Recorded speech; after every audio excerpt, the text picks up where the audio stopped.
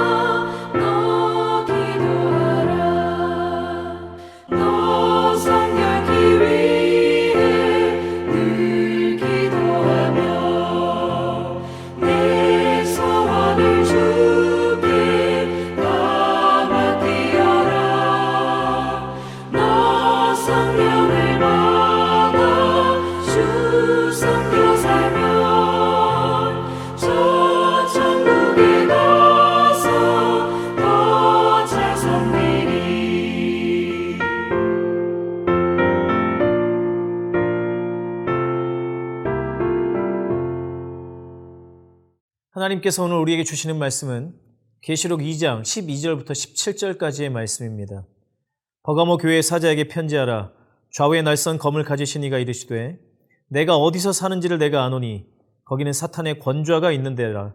내가 내 이름을 굳게 잡아서 내 충성된 증인 안디바가 너희 가운데 곧 사탄이 사는 곳에서 죽임을 당할 때에도 나를 믿는 믿음을 저버리지 아니하였도다.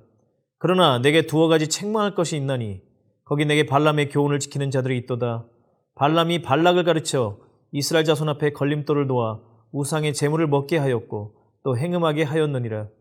이와 같이 내게도 니골라당의 교훈을 지키는 자들이 있도다. 그러므로 회개하라. 그리하지 아니하면 내가 내게 속히 가서 내 입의 검으로 그들과 싸우리라. 귀 있는 자는 성령이 교회들에게 하시는 말씀을 들을지어다. 이기는 그에게는 내가 감추었던 만나를 주고 또 흰 돌을 줄 터인데 그 돌 위에 새 이름을 기록한 것이 있나니 받는 자밖에는 그 이름을 알 사람이 없느니라. 아멘. 요한계시록 7교회에 보내는 편지 중 세 번째 버가모 교회의 시간입니다. 버가모는 지난 시간 살펴보았던 서머나로부터 북쪽으로 약 60마일 정도 떨어진 곳에 위치해 있는 도시였습니다. 이곳은 많은 그리스의 신들을 숭배하는 도시였습니다. 그 중에서도 특히 제우스, 전쟁의 신 아테나, 술의 신 디오니스, 그리고 치료의 신으로 알려진 아스클레피오스의 신전이 있었습니다. 특히 이 아스클레피오스의 신전은 다른 지역에 있는 수많은 관람객들과 참배객들이 몰려오는 곳이었습니다. 또한 앞에 에베소, 서머나 두 지역이 그랬던 것처럼 버가모 역시 황제 숭배의 중심지였습니다. 버가모는 당시 소아시아 지역에서 최초로 살아있는 황제를 위한 신전이 지어졌습니다. 이렇듯 황제 숭배와 우상 숭배로 가득한 도시가 버가모였고, 그래서 예수님께서는 버가모가 사탄의 권좌가 있는 곳이라고 말씀하셨습니다. 바로 이곳에 세워진 버가모 교회에 예수님께서는 자신을 좌우에 날선 검을 가지신 분으로 나타내셨습니다. 이 좌우에 날선 검은 계시록 1장에서 예수님의 입에서 나온다고 기록되어 있는 것을 볼 때 이 검이 바로 진리의 말씀, 하나님의 말씀인 것을 알 수 있습니다. 주님께서 버가모 교회에 자신을 진리의 말씀으로 거짓과 싸우는 분으로 나타내신 것은 이 버가모 교회 안에 거짓된 가르침이 퍼져 있었기 때문입니다. 그것을 말씀하시기 전에 먼저 주님께서는 버가모 교회를 칭찬하십니다. 버가모 교회는 앞선 서머나 교회와 마찬가지로 핍박과 환난 속에서도 믿음을 지킨 교회였습니다. 그들은 어느 교회보다도 강력한 핍박을 받았습니다. 아마도 그 핍박은 황제 숭배를 거부함에서 오는 결과였을 것입니다. 처음 말씀드린 것처럼 버가모는 다른 어느 지역보다도 황제 숭배에 열심을 내는 지역이었고 사탄이 꽉 잡고 있는 도시였기 때문에 교회가 핍박받는 것은 너무도 당연한 일이었습니다. 그리고 그 핍박은 순교자를 내기에 이르렀습니다. 13절에 보면 주님께서는 내 충성된 증인 안디바가 죽임을 당했다고 말씀하셨습니다. 그리고 그 후대에 버가모 교회에서는 또 다른 순교자들이 계속해서 나왔다고 알려져 있습니다. 버가모 교회는 이렇듯 순교자가 나오는 상황에서도 흔들리지 않고 예수님의 이름을 붙잡았습니다. 그들은 죽을지언정 믿음을 저버리지 않았다고 주님께서는 그들을 칭찬하셨습니다. 그들은 세상이 감당치 못할 사람들이었고 핍박과 환난에서 승리했습니다. 그런데 주님께서는 그들에게 책망할 것도 있다고 말씀하십니다. 그것은 바로 발람의 교훈을 따르는 자들이 교회 안에 있었던 것입니다. 발람은 구약의 선지자로 주술사에 가까운 사람이었습니다. 이스라엘 백성들이 가나안 정복을 앞두고 모압 땅에 이르렀을 때 모압 왕 발락은 이스라엘 백성을 두려워하여 이 발람 선지자를 불러서 이스라엘을 저주하게 하려고 하였습니다. 발람은 재물에 눈이 멀어서 3번이나 이스라엘을 저주하려고 했지만 하나님께서 오히려 그 저주를 축복으로 바꾸셔서 4번 이스라엘을 축복하게 되었습니다. 그렇지만 이 타락한 선지자는 끝까지 재물의 욕심을 버리지 못하고 모압 왕 발락에게 이스라엘을 무너뜨리는 계략을 가르쳐주는데 이것이 바로 발람의 교훈입니다. 그 계략은 모압 여인들 중 아름다운 여자들을 통해 이스라엘 남자들을 유혹하는 것이었습니다. 이스라엘 남자들은 그 유혹에 맥없이 무너졌고 그 여자들을 쫓아서 그들이 섬기는 우상에게 절하고 그 음식들을 먹었습니다. 이 일로 인해서 이스라엘의 하나님의 큰 진노가 임하셨고 많은 사람들이 죽임을 당했습니다. 그런데 당시 니골라당이라고 하는 교회 안의 무리들이 이 발람의 교훈을 따랐던 것입니다.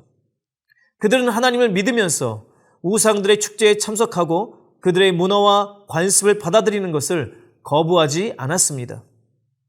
당시 거의 모든 이방 종교들이 그들의 예배 의식 가운데 음란한 행위가 이루어졌던 것을 볼 때 그러한 음행에도 동참하는 것을 죄로 여기지 않았을 것입니다. 그들은 이것을 자신들의 논리와 또 하나님의 말씀을 끌어들여서 합리화하고 가르침으로 만들어 여러 사람들에게 그것이 진리인 것처럼 믿고 따르게 만들었습니다. 그런 자들이 버가모 교회 안에 여럿 있었던 것입니다. 그들은 생명을 위협하는 핍박으로부터는 담대하게 승리했지만 속에서부터 썩게 만드는 유혹에는 쉽게 빠져버렸던 것입니다. 오늘도 사탄은 교회를 공격합니다. 사탄이 교회를 공격하는 대표적인 2가지 방법은 핍박과 유혹입니다. 그런데 우리가 지난 서머나 교회에서 보았던 것처럼 교회는 핍박에 강합니다. 핍박은 교회를 무너뜨리지 못했습니다. 오히려 교회가 더 교회되게 만들고 성도들의 믿음을 더욱 단단하고 아름답게 만들어 주었습니다. 하지만 교회는 유혹에 대해서는 핍박만큼 강한 모습을 보여주지 못하고 있습니다. 마치 강한 바람에는 옷을 단단하게 붙잡지만 뜨거운 햇빛에는 스스로 옷을 벗어 던지는 것처럼 유혹 앞에 믿음과 신앙을 벗어 던지는 모습들이 교회 안에 많이 있습니다. 지금도 교회 안에 같은 유혹이 있습니다. 세상과 타협하라는 것입니다. 세상의 문화들을 즐기고 그들의 모습을 따라가는 것을 죄로 여기지 않는 것입니다. 여러분, 이 말이 세상의 모든 문화, 문명과 단절하라는 말이 아닙니다. 그러나 분명 우리가 그리스도인으로서 따라가서는 안 되는 것들이 있습니다. 많은 것들이 있겠지만 이제 몇 달 후면은 이 미국 사회는 할로윈 축제로 떠들썩해질 것입니다. 그런데 많은 그리스도인들, 특별히 많은 젊은 그리스도인들이 이 할로윈 문화를 즐기고 있습니다. 적극적으로 귀신 가면을 쓰고 그렇게 하지는 않더라도 그러한 축제나 자리에 스스럼 없이 참여합니다. 그리고 문화라는 이름으로 스스로를 합리화합니다. 또한 술과 담배, 도박, 그리고 돈을 사랑하게 하고 거기에 목을 매게 하는 수많은 문화적인 것들, 그런 것들에 대해서 이것은 영적인 것이 아니라 그냥 문화야, 이것은 신앙생활과 상관이 없는 거야, 이런 말과 생각으로 자신을 위로합니다.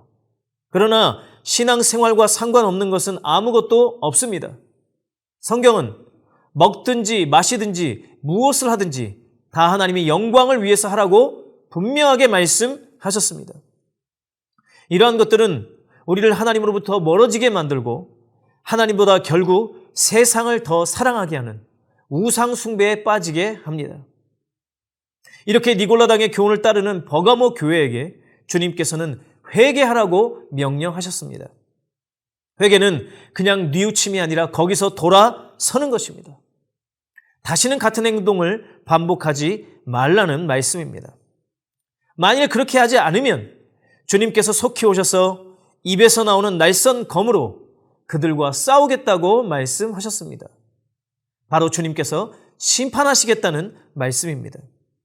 그러면서 마지막으로 이기는 자들에게는 감추어졌던 만나와 흰 돌을 주시겠다고 약속하셨습니다. 만나는 천국의 음식을 상징하고 흰 돌은 그 잔치의 초대권과 같은 것으로 생각한다면 이 말씀은 천국의 잔치, 어린 양의 혼인 잔치에 참석하는 것으로 생각할 수 있습니다. 교회는 그리스도의 신부입니다. 그리고 성경이 말씀하는 이 신부의 첫 번째 덕목은 바로 순결함입니다. 죄와 타협하지 않고 세상과 타협하지 않는 순전한 믿음을 주님께서는 요구하시는 것입니다. 사랑하는 성도 여러분, 환난과 유혹은 성도가 이 땅을 지나는 동안 반드시 경험하게 되는 일들입니다. 우리는 코로나의 어려운 환난에서 잘 승리했습니다. 그러나 방심해서는 안 됩니다. 세상의 많은 죄들이 선한 탈을 쓰고 우리를 유혹하기 때문입니다. 특별히 이러한 거짓된 가르침에 주의해야 합니다.